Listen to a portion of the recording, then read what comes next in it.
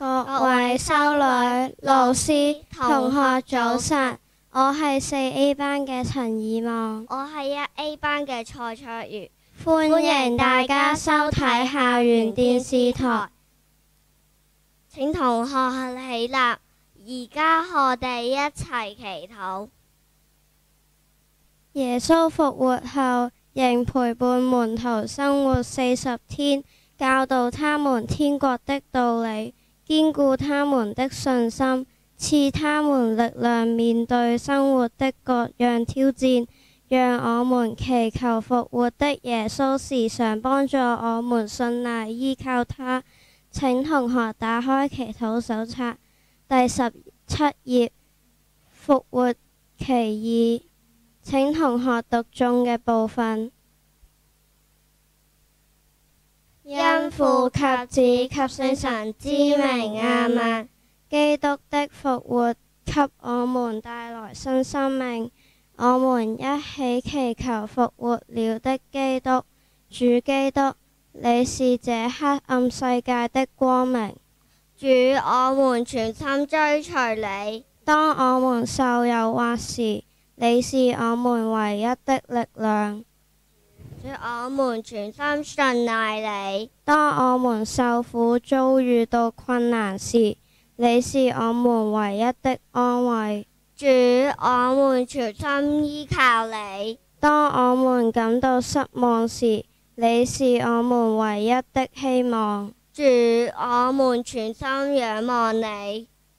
咩啊，我們的左右，請為我們祈禱。因父及子及聖神之名，阿們。請各位同學坐下。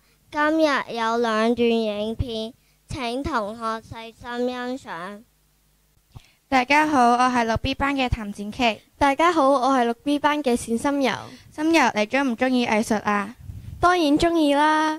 咁等我考下你先，你知唔知呢個係咩藝術創作形式呢？我知道呢個藝術創作形式係馬賽克，係用好多細細塊唔同顏色嘅材料，例如小石頭、玻璃、陶瓷拼砌嘅畫或者圖案，係咪呢？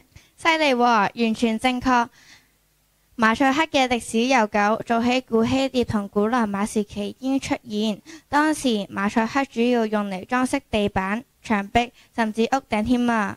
咁佢哋點樣將呢啲細細塊拼埋一齊㗎？首先，藝術家會設計好一個圖案，然後將唔同顏色嘅細細塊材料逐個放上去，用膠水固定住，最後用填縫劑將啲縫隙填實，令到作品更加完整。但係馬賽克藝術同我哋平時畫畫嘅線條同埋填色方法都唔同，咁咪好難先可以將藝術主題表達出嚟咯。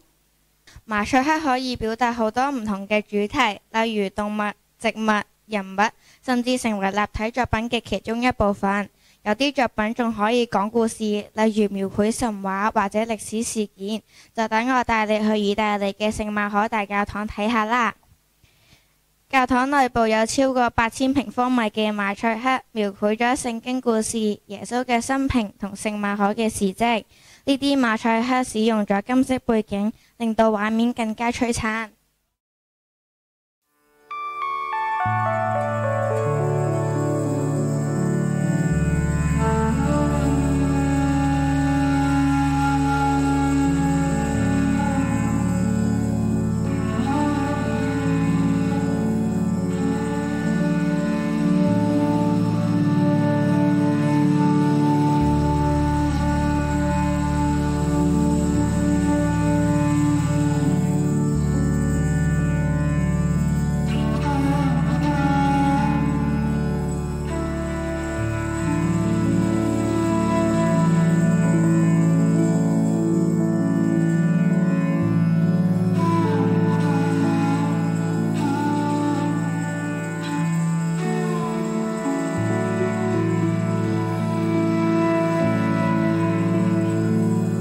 哇！咁大個教堂有咁多馬賽克嘅設計，色彩繽紛，真係好靚啊！唔知我哋平時可唔可以試下整馬賽克藝術呢？當然可以，喺日常生活中，我哋可以利用紙片、小積木或者其他小物料創作馬賽克藝術。只要有創意就可以製作出靚嘅作品。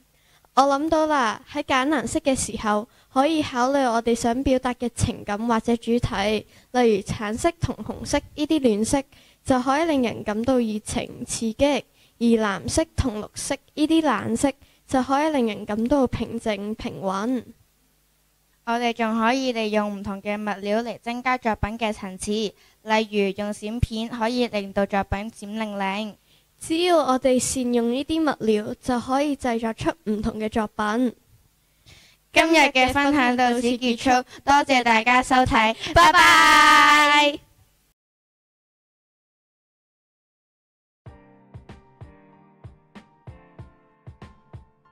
我哋嘗試咗自己整一個彩虹試管，學到好多科學嘅原理。我哋仲去咗天文館，學咗好多宇宙嘅知識。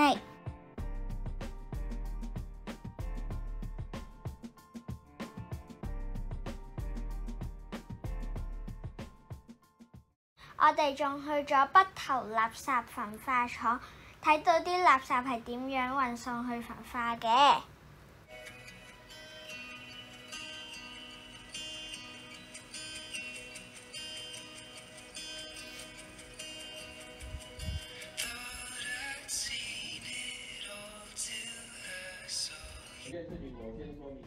我哋仲去咗防災館，學咗好多防災嘅小知識。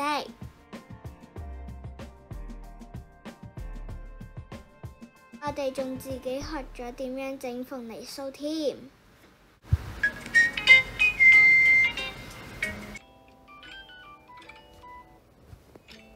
多謝各位觀賞，主佑大家。